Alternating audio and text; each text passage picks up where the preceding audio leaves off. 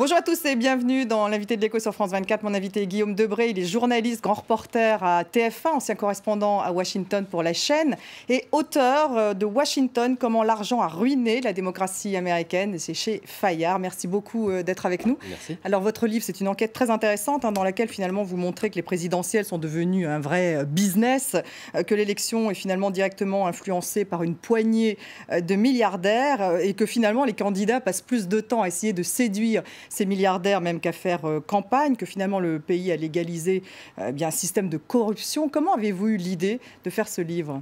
J'ai eu l'idée parce que j'ai passé 16 ans aux États-Unis et que j'ai vu l'évolution de la pratique institutionnelle et de la manière dont l'argent a phagocyté le processus politique, à la fois au niveau fédéral, au niveau national, parce qu'effectivement, les candidats aujourd'hui passent un temps dingue à récolter de l'argent. Les sommes qui sont dépensées dans cette élection présidentielle, si vous prenez tous les candidats réunis, c'est entre 2,5 milliards et 3 milliards de dollars. C'est gigantesque. C'est le chiffre que vous donnez, qui est absolument astronomique. Est-ce que vous avez été choqué, Guillaume Debré, parce que vous dites, plus que juge, j'ai voulu être procureur, finalement être journaliste, ça ne vous suffisait pas ? Oui, sûrement, mais enfin là, j'avais envie de mettre un peu de normes dans ce regard, de montrer, alors j'ai fait une enquête, mais c'est vrai que pour moi, il fallait dénoncer ce système plus que de l'exposer. Il est tellement incohérent pour nous, nous qui vivons dans un monde régulé, où effectivement le CSA contrôle chaque minute, où les dépenses sont extrêmement scrutées. Vous avez vu l'histoire Big Malion.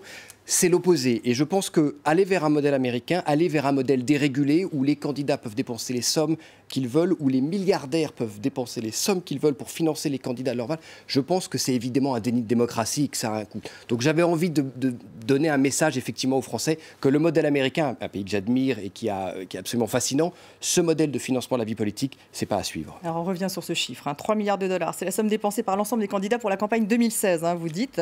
Bon, c'est astronomique, la moitié, c'est moitié plus, c'est ce que vous dites, oui, à peu qui près, a été dépensé. Qui va être dépensé par des groupes indépendants.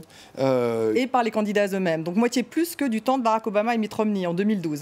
Donc Mitt là, il y a une Romney, inflation du chiffre. C'est une inflation à chaque élection. Depuis 2004, 2008, à chaque élection, on dépasse des nouveaux plafonds, on dépasse des nouvelles sommes assez démentielles. 3 milliards, c'est gigantesquissime. Le problème, c'est effectivement que cette élection, comme en 2012, comme en 2008, les candidats, Hillary Clinton par exemple, va passer plus de temps à rencontrer des milliardaires, à serrer la main à des gens qui ont beaucoup d'argent pour qu'ils financent sa campagne. Ce qu'on appelle les fundraising. Les fundraisers, exactement. Il va dépenser beaucoup moins de temps à voir des gens normaux, à aller dans la rue, à tenir des meetings, à écouter les doléances des gens. Et ça, évidemment, ça transforme le processus politique. Alors, ce qui est intéressant, c'est que vous dites que la moitié de l'argent est utilisé par les candidats, l'autre moitié donc par des groupes d'influence qu'on appelle aux États-Unis les super PAC, les Political Action Committees. Mais enfin, que font-ils de cet argent tout de même ? C'est vrai que 3 milliards, ça paraît tellement astronomique. Cet argent, ils le diffusent en publicité politique. Les Américains sont inondés de spots publicitaires où chaque candidat, attaque l'autre, le vilipende, l'insulte. Ça a transformé la tonalité de la politique aux États-Unis. D'ailleurs, le corollaire de ces élections, c'est que les gens participent beaucoup moins. Ils en ont marre de voir des candidats s'écharper. Mais le gros des dépenses politiques, c'est les publicités politiques à la télévision. Et c'est toujours plus cher, ces publicités, il y en a toujours plus. Il y en a toujours plus. Et surtout, il y a un chiffre qui est étonnant, c'est qu'il y a un scientifique, un professeur qui a analysé toutes les campagnes des élus au Congrès, donc sénateurs et congressmen. Et il s'est rendu compte que dans 94% des cas, et c'est vrai à chaque élection, ça aussi entre 90 et 95, le candidat qui a levé le plus d'argent remporte l'élection. 95%. Et ça, c'est vrai également au niveau de la présidentielle, vous pensez ? Alors là, c'est 100%, parce qu'à chaque fois, c'est celui qui dépense le plus qui gagne. Mais c'est pas... scientifiquement, il y a une élection tous les 4 ans. Il me semble que Mitt Romney avait dépensé un peu plus que Barack Obama. Obama avait dépensé avec tout justement ses super PAC. Si vous incluez le tout, alors. Il était devant. Parce que là, on tombe dans une bataille de chiffres à chaque fois. Alors, ce qui est intéressant, c'est qu'au-delà du coût, tout de même, Guillaume Debré, ce que vous démontrez, c'est l'influence de ces multimilliardaires. Et alors, on ne parle plus seulement de milliardaires qui, eux, finalement, n'ont plus la cote, d'après ce que vous dites dans votre livre, mais de multimilliardaires. Il faut aller voir. Alors, les 5 plus gros donateurs, quand je lis votre livre, représentent 14% de la somme totale levée. Et il y a une cinquantaine de personnes qui versent la moitié de l'argent. Alors, qui sont-ils ? C'est quoi, les patrons de Google pour Barack Obama, les frères Koch, gros industriels du pétrole ? Ces gros industriels du pétrole qui sont les frères Koch, ils ont fait quelque chose d'absolument étonnant, qui serait inacceptable en France, qui serait incohérent. En 2015, ils ont dit, bon, allez, on va dépenser près de 900 millions de dollars dans cette campagne présidentielle. C'était leur intention à l'époque. Et donc, ils ont voulu voir tous les candidats républicains. Ils ont fait leur shopping et ils les ont invités. Il y en a 5 qui sont venus. Et ces 5 candidats sont venus chez les frères Koch, présenter leur programme. Et ils se battaient en fait pour être adoubés par ces industriels et obtenir ces centaines de millions de dollars. Il se trouve que les frères Koch n'ont pas trouvé chaussures à leurs pieds, ils n'ont pas trouvé le candidat qu'ils voulaient. Et donc, ils ont dépensé leur argent plutôt sur Ils n'ont pas soutenu Trump. Ah, il déteste Trump. Parce que Trump, justement, n'est pas venu à cette réunion en disant « Moi, je ne suis pas un pantin, moi, j'ai de l'argent et je ne viendrai pas faire la manche auprès de milliardaires pour me faire élire. » Et c'est justement tout son message. Populaire. Bien sûr, l'une des raisons pour laquelle il a gagné ses primaires, c'est parce que justement, il disait « Moi, je vais financer ma campagne tout seul. Et je ne vais pas aller faire la quête auprès des grands groupes, des grands intérêts, des grandes banques, des grands lobbies ou des grands milliardaires pour justement qu'ils financent ma campagne. Moi, je serai indépendant. » Alors vous dites d'ailleurs qu'il aurait dépensé 50 millions de dollars. Alors en même temps, quand j'ai lu le Washington Post dit qu'il a dépensé 47 millions de dollars aux primaires, mais que sur les 47 millions, il en a prêté 36. Donc en fait, il n'aurait sorti de sa poche que 317 000 dollars. Donc en fait, il ment. Non, mais il a prêté ses 36 millions, et puis ça, c'était pour les primaires, et après, il en a rajouté. Oui, mais du coup, il s'agit d'un prêt, c'est pas un don.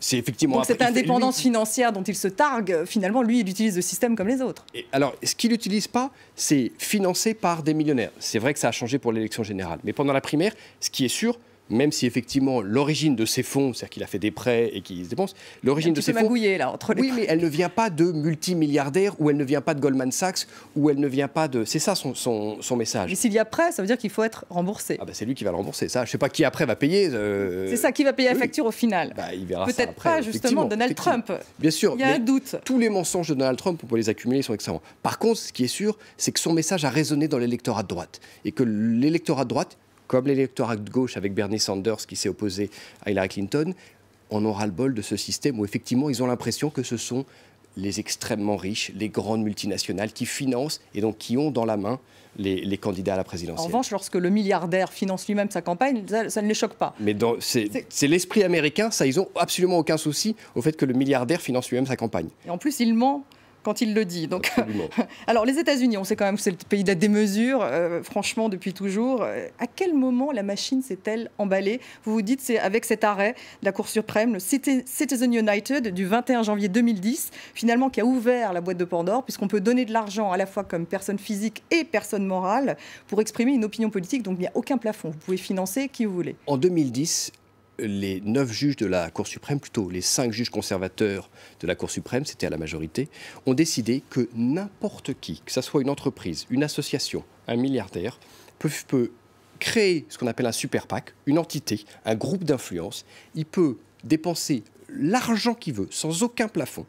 Et ce groupe-là pourra dépenser sans aucune limite des sommes illimitées pour soutenir un candidat. Alors c'est soutenu, on en parlait, par des publicités politiques, mais en tout cas, il n'y a plus de limite. Ils ont dérégulé le système politique. Et l'argument philosophique... Ces financements sont occultes, enfin en tout cas opaques. Il y a une partie qui est opaque, qui est absolument scandaleuse, parce qu'il n'y a pas justement de processus régulatoire comme chez nous. Alors qu'il y a un régulateur. Il y a un régulateur, mais qui n'a jamais rien fait. Mais surtout, l'idée derrière, qui est totalement contraire à la nôtre, et qui est à mon avis dangereuse, parce qu'elle est absolutiste, c'est que exprimer une opinion politique, ça ne doit pas être limité. Tout le monde peut exprimer une opinion politique. Et donner de l'argent, ça revient à exprimer une opinion politique. Et les juges de la Cour suprême ont estimé que mettre des plafonds dans le financement de la vie politique, ça revenait à museler la liberté d'opinion. D'où cette explosion du chiffre. Alors en même temps, bon, malgré ses failles, le système américain, je dirais, cette démocratie, elle fonctionne. On se retrouve avec un Barack Obama élu, donc premier président noir. Lorsqu'on regarde la vie politique française... Avant la décision. C'était avant la décision. Il a été élu en 2008 et la décision était en 2010. Oui, alors il a été réélu après la décision. Alors qu'en France, c'est vrai que c'est peut-être moins voyant, mais il y a tout de même des réseaux, il y a des réseaux d'écoles. Enfin, le système a l'air d'être très sclérosé en France, même si vous n'avez pas, justement, là en l'occurrence, il y a un financement des campagnes qui est très corseté en France. Très corseté. Mais vous n'avez pas une seule femme aux primaires à droite, par exemple. Enfin, la démocratie est également en danger, peut-être, mais en tout cas, peu de femmes. C'est vrai. Alors, c'est deux problèmes différents. Aux États-Unis, le problème aujourd'hui, c'est que ce financement de la vie politique a abouti à une paralysie de l'État fédéral. La démocratie locale marche plutôt bien aux États-Unis. Mais on n'a pas le même système. Ce n'est pas un État centralisé, c'est un État diffus, c'est un État fédéral. Et la démocratie au niveau fédéral, elle est totalement paralysée. D'abord parce que les élus ne font plus leur travail législatif, ils passent leur temps à lever de l'argent, à être au téléphone. L'un des élus auxquels j'ai parlé devait lever pour un mandat de 2 ans, donc pendant 2 ans, tous les jours, $10 000. Ça veut dire qu'il devait passer 2 à 3 heures au téléphone ou alors organiser des fundraisers pour récolter cet argent. Ça devient toute leur vie. Ça devient toute leur vie. Ça veut dire aussi que le seul point de vue qu'ils ont, c'est justement le point de vue des riches bailleurs de fonds qui peuvent financer leur campagne de réélection. Et ça, c'est un vrai problème structurel pour la démocratie américaine. Est-ce qu'il y a finalement des hommes politiques ou femmes politiques qui voudraient changer ce système aux États-Unis? Je pense que tous veulent changer. J'éditorialise. Je pense que tous veulent changer. Ils savent aussi que ça va être extrêmement dur de changer. D'abord parce que c'est une décision de la Cour suprême. Ça, les hommes politiques n'ont pas de prise là-dessus. Passe au niveau législatif. Et au niveau législatif, ils peuvent changer. Et ça, il y a quand même, c'est le pays des libertés publiques aux États-Unis. Ça va être très, très compliqué pour les électeurs d'accepter l'idée qu'on va dépenser, comme chez nous, des impôts, de l'argent public pour financer des campagnes électorales qu'ils trouvent absolument abjectes aujourd'hui. Ils ne se rendent pas compte de la perversité du système, pas suffisamment en tout cas.